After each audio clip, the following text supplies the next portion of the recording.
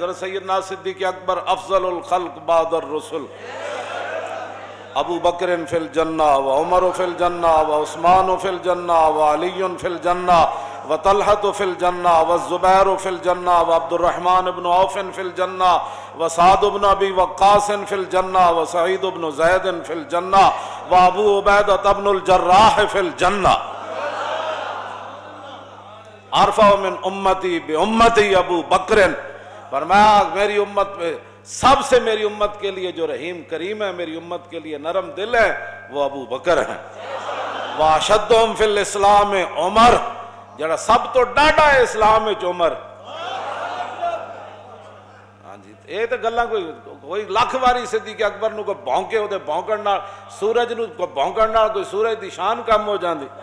سورج جے چڑھیا ہوئے تے تھلوں کوئی کتا بھوں بھوں کرے تے سورج دی روشنی جو کوئی فرق آ جانا ہے۔ 14ویں چاند جے چڑھیا ہوئے تے تھلوں کتا ٹاؤں ٹاؤں کرے تے او دی روشنی تو انجی ہونی، او دے ٹاؤں ٹاؤں کرنا، او دے ہوتے تے آپے دے لعنت پینی، روشنی او دی وچ چل رہا تے نال ٹاؤں ٹاؤں کرنا۔ اس واسطے لا یجتمع حب ہؤلاء الاربعۃ فی قلب منافق ابی بکر و عمر و عثمان و علی۔ حضور نے فرمایا نا چار شیراں دی تے میرے غلاماں دی محبت کسے منافق دے دل وچ نہیں آ سکتی، او ابو بکر و عمر و عثمان علی۔ سیدنا صدیق اکبر فرمایا کرتے سن، فرمایا جنہاں راواں تے چل کے اسی عزتاں پائیاں، واہ واہ واہ، او کیڑیاں عزتاں؟ کیوں جی او کیڑیاں عزتاں جنہاں صدیق اکبر جنہاں راواں تے چل کے پائیاں؟ کیوں جی میں ذرا تھوڑی جی پڑھ دیواں تاکہ اے بخاری شریف 8 جگہ چ حدیث موجود ہے۔ امام بخاری مختلف عنواناں دے تحت اس نو لیا ہے، پڑھ دیں میں جی۔ قال حدثنا عبداللہ ابن یوسف قال اخبرنا مالک عن ابی حازم ابن دیران عن سہل ابن سعد الساعدی ان رسول اللہ صلی اللہ تعالی علیہ وسلم ذهب الى بنی عمرو بن عوف ليصلح بینہم فحانت الصلاة فجاء المؤذن الى ابی بکر فقال تصلی للناس فاقیم قال نعم فصلى ابو بکر فجاء رسول اللہ صلی اللہ تعالی علیہ وسلم والناس في الصلاة فتخلص حتى وقف في الصف فصفق الناس وكان ابو بکر لا يلتفت في صلاته فلما اكثر الناس التصفيق التفت فرأى رسول الله صلى الله تعالى عليه وسلم فاشار الیہ رسول اللہ صلی اللہ تعالی علیہ وسلم ان امکث مکانک فرفع ابو بکر رضی اللہ تعالی عنہ یدہ فحمد اللہ علی ما امرہ به رسول اللہ صلی اللہ تعالی علیہ وسلم من ذلك ثم استاخر ابو بکر حتى استوى في الصف وتقدم رسول اللہ صلی اللہ تعالی علیہ وسلم فصلى فلما انصرف قال یا ابا بکر ما منعك ان تثبت اذ امرتك فقال ابو بکر ما كان لابن ابي قحافة ان يصلي بين يدي رسول الله صلى الله تعالى عليه وسلم قال اخبرنا قال حدثنا عبد الله بن يوسف قال اخبرنا مالك عن ابي حازم بن دينار عن سهل بن سعد الساعدي۔ اے سند حدیث دی امام بخاری کہندے ہیں میں نو بیان کیتی ہے حدیث میرے استاد عبداللہ بن یوسف نے تے انہاں نو بیان کیتی مالک نے تے انہاں نو بیان کیتی ابو حازم بن دینار نے تے انہاں نو بیان کیتی صحابی رسول حضرت سہل بن سعد ساعدی نے۔ کی بیان کیتی سنو ذرا، یہ وہ راستے ہیں جن میں صدیق اکبر فرمایا جنہاں راستے تے چل کے اساں عزتاں پائیاں، قیامت تک امت انہاں راستے تے چل کے عزت پا سکتی، دائیں بائیں ہوئے گی تے ذلیل ہی ہوئے گی۔ اے وہ راستے ہیں۔ شوق تیرا اگر نہ ہو میری نماز کا امام، میرا قیام بھی حجاب میرا سجود بھی حجاب، اور شوق تیرا اگر نہ ہو میری نماز کا امام۔ اے گل ہے کی ہویا جی؟ حضرت سہل بن سعدی کہتے ہیں کہ نبی علیہ الصلوۃ والسلام قبیلہ بنی عمرو بن عوف کے درمیان صلح کرانے کے لیے تشریف لے گئے، صلح کرانے کے لیے۔ یہاں صلح کے بجائے لوگ اور فتنے ڈالتے ہیں، دو بندوں کے درمیان جھگڑا ہو جائے تو لوگ کہتے ہیں انہوں پھنساؤ اور تاکہ حضور دو قبیلوں کے درمیان چل کر گیا، تم آیا نہ ڈرتے ہو کیوں بد نصیبہ، حضور تو گزرے سن نا جدوں مسجد قباء تو پھر 3 دن بعد وادی قباء تو حضور مدینہ منورہ آئے تو پھر مدینہ منورہ دے جڑے صحابہ سن پھر کس انداز نہ حضور نو لین آئے سن. میں یہ باتیں کرتا ہوں, میں نے کہا اوے حضور کی قیامت تک عزت. اب پیرا ایسے ہی ہو سکتا ہے, صحابہ تلواراں سجائیاں ہوئیاں, نیزے تے بھالے ہاتھے پکڑے ہوئے, دائیں بائیں حضور اونٹنی ہوتے سوار تے دائیں بائیں صحابہ ہیں جناب, میں حضور آ رہے. میں انہوں کوئی کٹ کے دے وے حدیث کے صحابہ تسبیحاں لے کے حضور نو لین گئے سن. قبیلہ قبال اگے آ گیا, حضور کو گستاخی ہو گئی, تسی تو چھڑ کے جا رہے ہو. فرمایا نہیں, یہ مامورتن ہے, یہ میری اونٹنی مامورتن ہے, اس کو حکم دیا گیا ہے جانے کا. یہ جہاں اپنی مرضی سے بیٹھے گی وہاں ہی میں نے رہنا ہے, یہ اللہ کی طرف سے اس کو حکم دیا. حضور نے وہ دیا مہاراں اتے سٹ دے دیا. ہر صحابی دروازے کھول کے کھڑے سن, اور صحابہ دیاں بچیاں پڑھ رہی سن طلع البدر علینا من ثنیۃ الوداع وجب الشکر علینا ما دعا للہ داعی.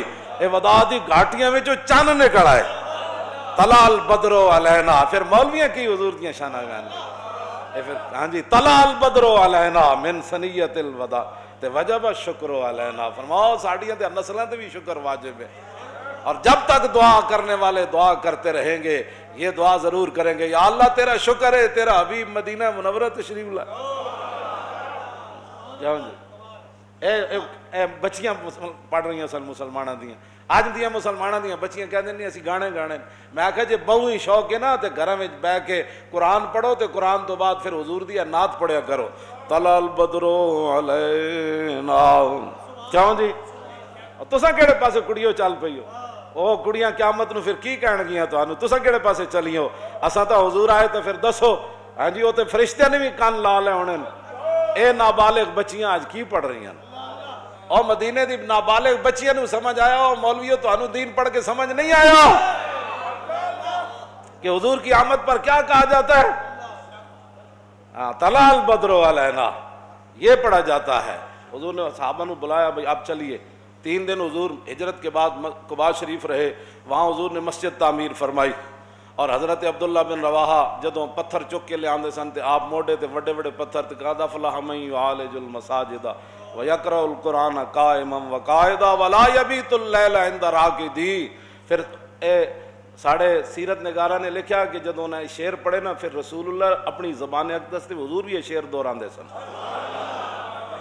تم کہتے ہو کہ امریکہ کی غلامی کر کے تم کامیاب ہو جاؤ گے, تم کہتے ہو کہ حضور نبی علیہ السلام کی عزت کے ساتھ غداری کر کے تم کامیاب ہو جاؤ گے, تم عورتیں مسجدوں کے محراب کے اندر نچا کر دنیا کے اندر عزت پا جاؤ گے, اور تم قرآن و حدیث نصاب سے نکال کر دنیا کے اندر فلاح پا جاؤ گے.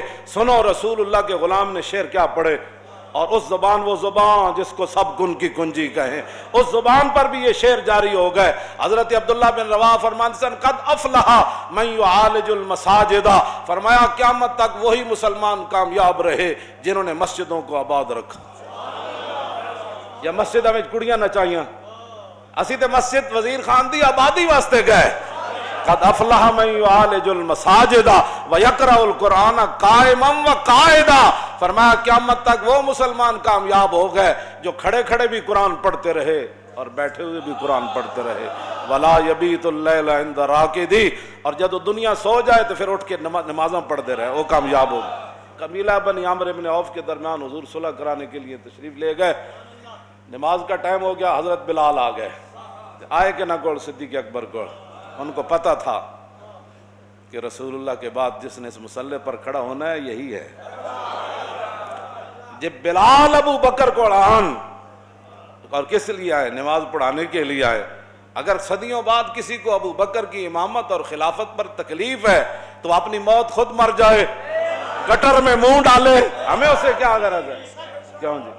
ہاں تو وہ تو صدیق اکبر کے پاس آئے, صحابہ ہزاراں, وہاں حضرت عمر بھی موجود, عثمان غنی بھی موجود, مولا علی بھی موجود, ابو ہریرہ بھی موجود, ابی بن کعب بھی موجود, ابو عبیدہ بن جراح بھی موجود, عبد الرحمن بن عوف بھی موجود, سعد بن ابی وقاص بھی موجود, سعید بن زید بھی موجود, اور ابو ذر غفاری بھی موجود. جنہاں دے بارے حضور نے فرمایا آسمان تے تھلے تے زمین تے اتے اج تک یہ جا سچا بندہ کوئی نہیں چلیا. یہ ساریاں شانہ والے موجود، لیکن حضرت بلال کو پتہ تھا کہ رسول اللہ جب ظاہری دنیا سے تشریف لے جائیں گے تو اس مسلح پر جس نے کھڑا ہونا ہے بلال پہلے کھڑا کر دے انہیں. فرمایا آپ نماز پڑھائیں گے؟ تاخیر ہو گئی حضور کے تشریف لانے سے، میں اقامت پڑھوں؟ فرمایا ہاں پڑھے اقامت.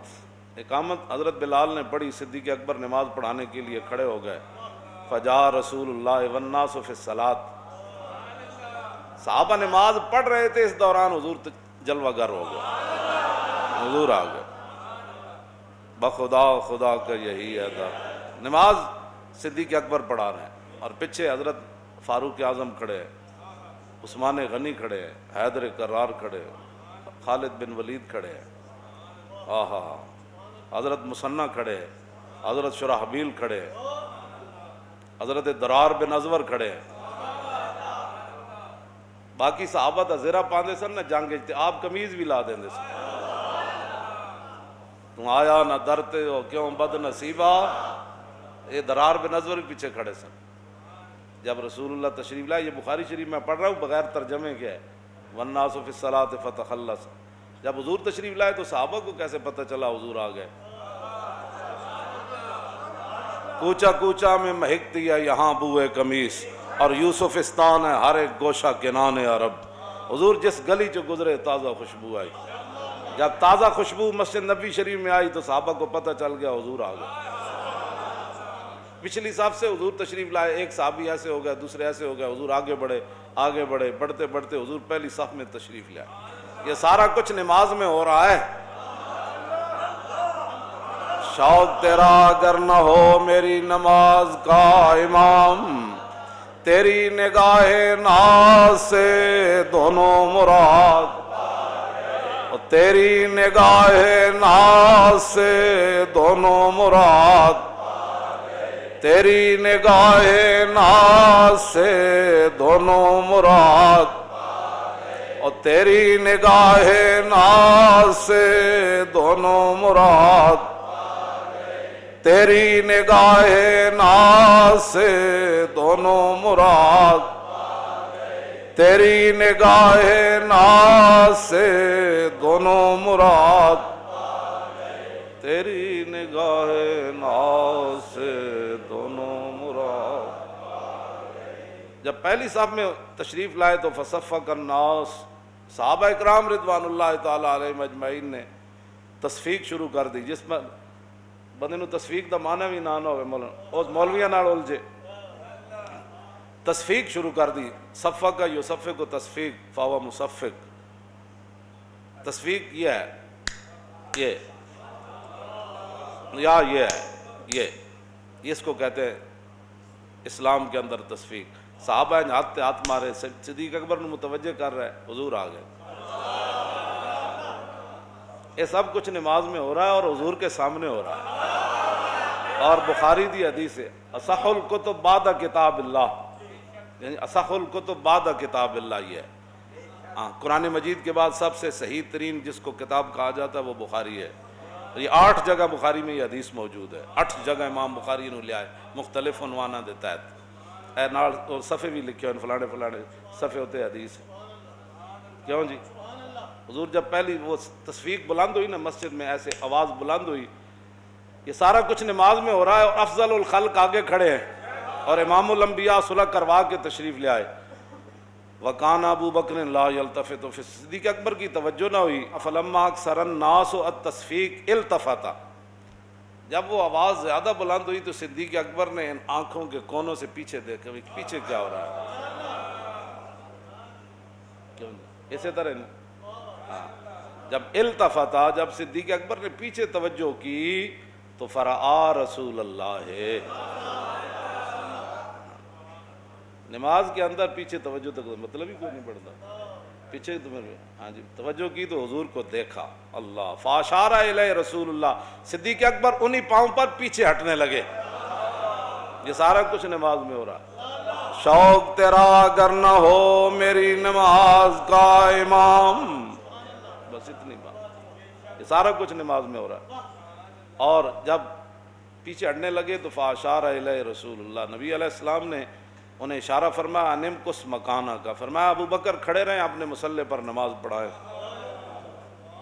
اگلا منظر کے فرفع ابو بکر یدیہ، سیدنا صدیق اکبر نے اپنے دونوں ہاتھ اٹھا دیے، فحمد اللہ علی ما امرہ بہ رسول اللہ من ذالک، ہاتھ اٹھا کر کہنے لگے یا اللہ تیرا شکر ہے، تیرے حبیب نے اتنا تو فرمایا میرے مصلی پر کھڑے،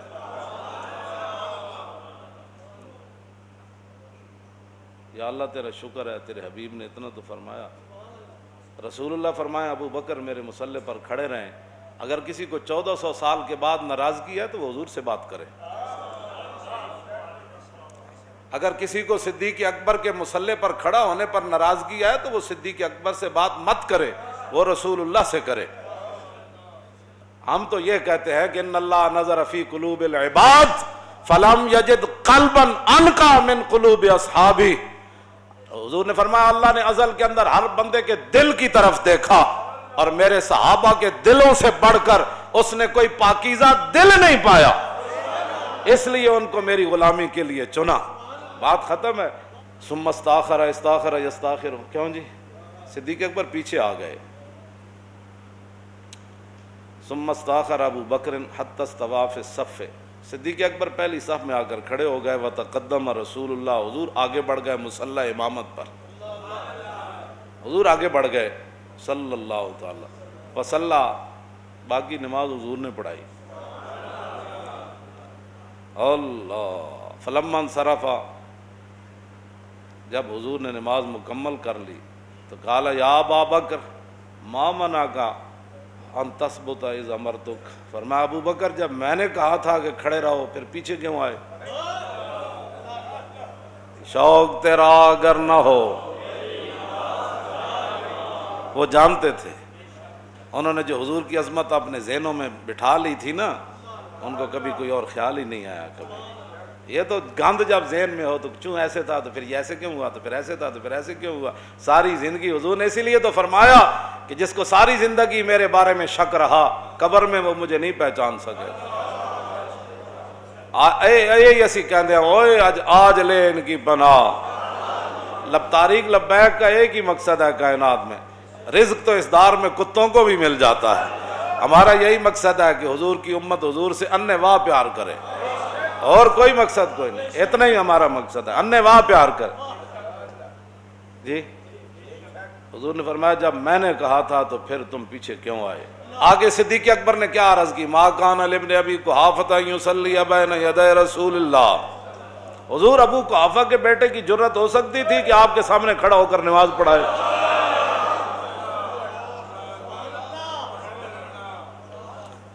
بس اتنی بات ہے، رہے گا یوں ہی ان کا